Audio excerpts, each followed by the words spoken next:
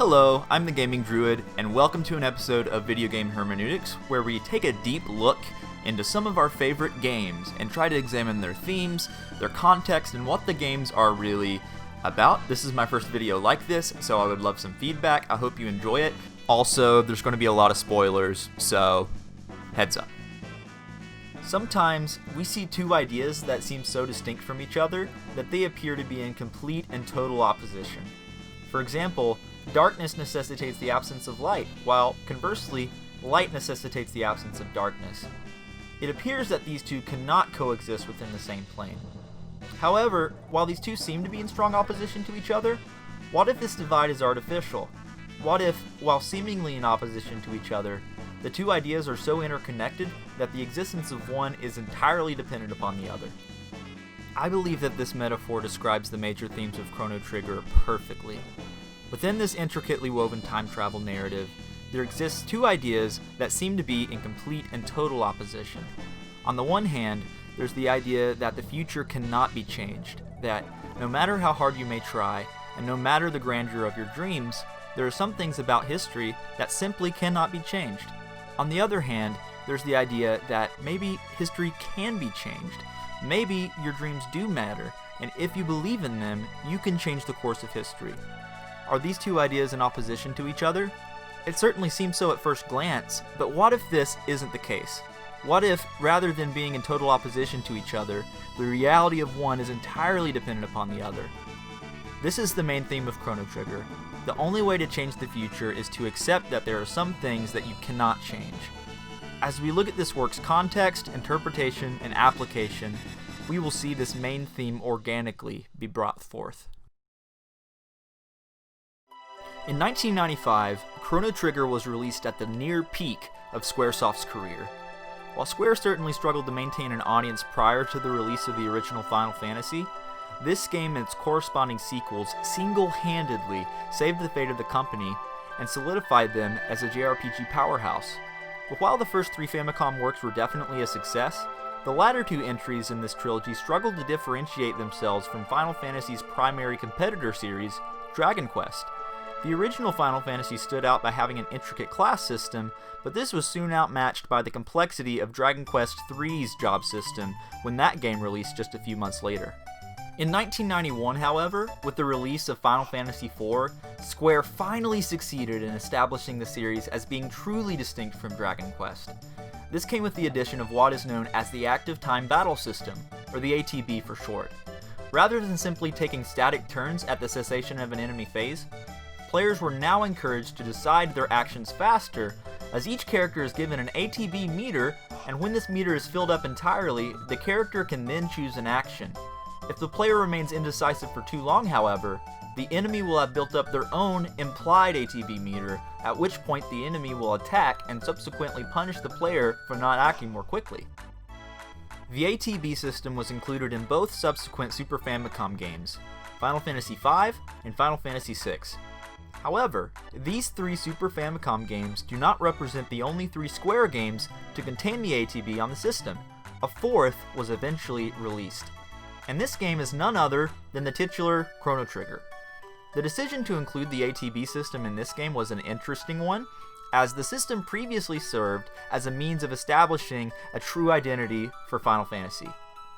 Why is it that if Chrono Trigger represents an entirely new series that is distinct from Final Fantasy, that it includes the ATB system?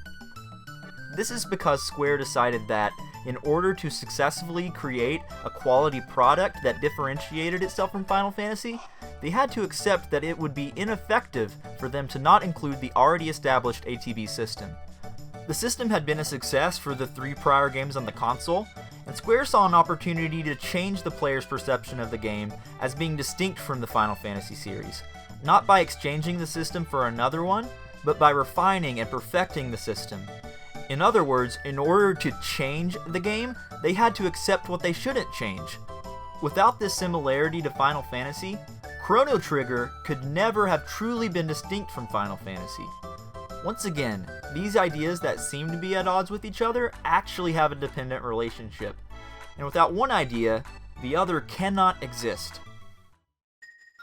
Chrono Trigger wrestles with the idea of changing fate. Can fate be changed? Are there at least some things that can be changed? Are there others that can't?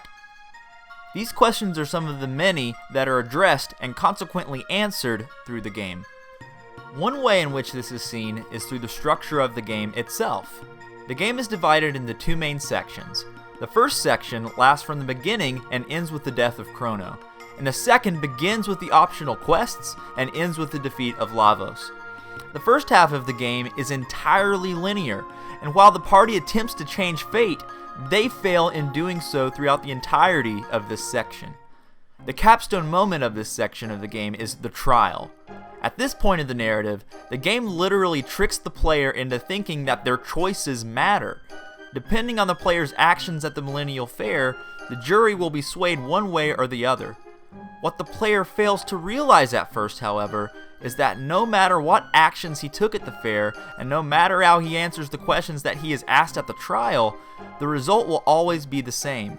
Chrono will always be sent to prison with a death sentence, no matter what. This part of the game is representative of this entire first half of the narrative. Even though it seems like certain things can be changed, the reality is that they cannot be. Or at least, there are some things that cannot be changed. However, in the second half of the game, the player can make their own choices, and these choices do affect the future. This transition from linear to non-linear gameplay represents a new reality for the characters of Chrono Trigger. The future can now be changed. Marl's exclamation that "we must change history" from the first half of the game receives its fulfillment in the second half. The climactic moment that marks the potential for a new future is the death of Chrono. The decision by the developers to kill off the main character is an especially interesting one, not only because it is the main character of the game, but because he is a silent protagonist. For all intents and purposes, Chrono is essentially an avatar character that represents the player. So there's a real sense in which, when Chrono dies, you, the player, die. Why did the developers make the decision for this to happen? I think that they did it to demonstrate how it is that one can change the future. Namely, what this shows is that changing the world requires self-death. It involves putting everything on the line for those you love. The game is teaching the player that only after you die to yourself can you change the course of the world. And because it is the silent protagonist that is dying, the responsibility is being put on the player directly. Your dreams are only effective when you are willing to give up your life for them. And what does dying to self mean? In order to die to yourself, you must acknowledge that there are certain things that you cannot change. It means no matter how much you want to, you can't change everything. You can only change some things. Chrono's death does not prevent Lavos from attacking the world, but it does prevent his friends from being destroyed in that moment. So in this scene, Chrono acknowledges what it is that he cannot change and embraces what it is that he can change by sacrificing himself. Chrono's death also comes alongside the death of the party's ambitions, dreams, and desires. They have been tirelessly fighting to defeat Lavos, but they are ultimately not even able to save their friend. Of course, they are able to reverse this fortune by way of the Chrono Trigger, but they are only able to do this alongside reflecting upon the ineptitude of their past efforts. Marl reflects upon her inability to have a functional relationship with her father. Luca reflects upon her inability to save her mother's legs. Frog reflects upon his inability to save Cyrus. Robo reflects upon his inability to establish a new identity for himself.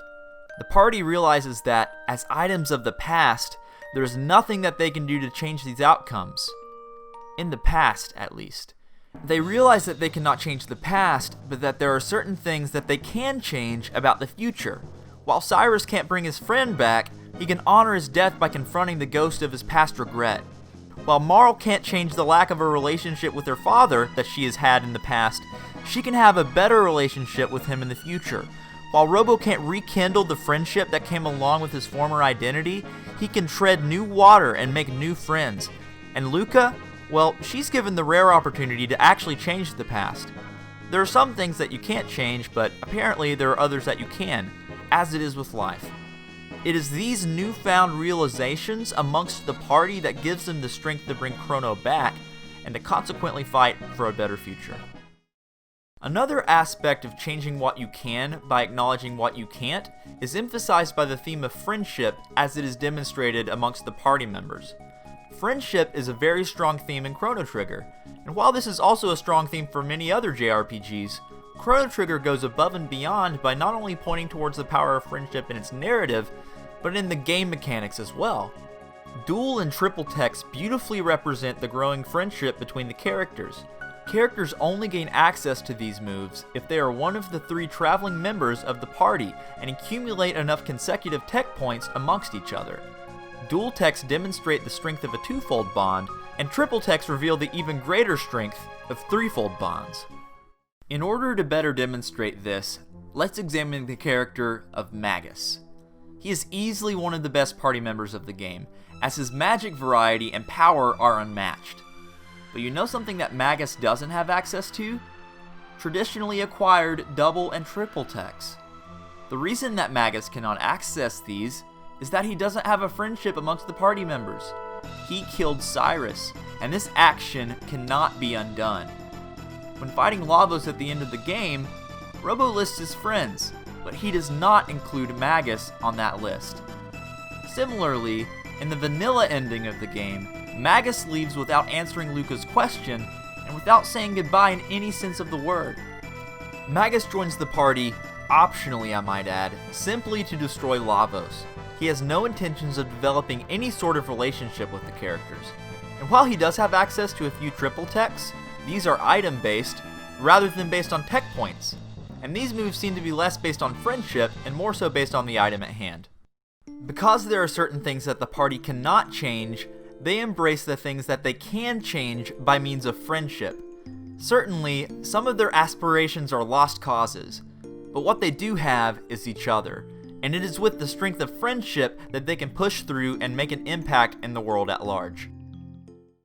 Another game mechanic that reflects the theme of being able to change some things but not others is the fact that the game has multiple endings. While these endings have been criticized by some modern gamers as having no huge divergence to the actual outcome of the ending, I believe that this was an intentional design choice. In life, there exists a sea of constants and variables. Some things can be changed, but others can't. For example, there's a separate ending for losing the fight against Lavos. Specifically, the phrase, "but the future refused to change," marks this ending of the game. So, one variable that we see is that Lavos can either be defeated or be victorious. And in regards to constants, if the potential reality of Lavos' defeat is satisfied, then certain things will always be the same. For example, regardless of if you finish the game with Chrono being alive or not, the game will end with him being alive. Furthermore, regardless of what happens, Chrono will meet Marl. But there are some variables, like the fact that they might end up being lizard people, and so forth.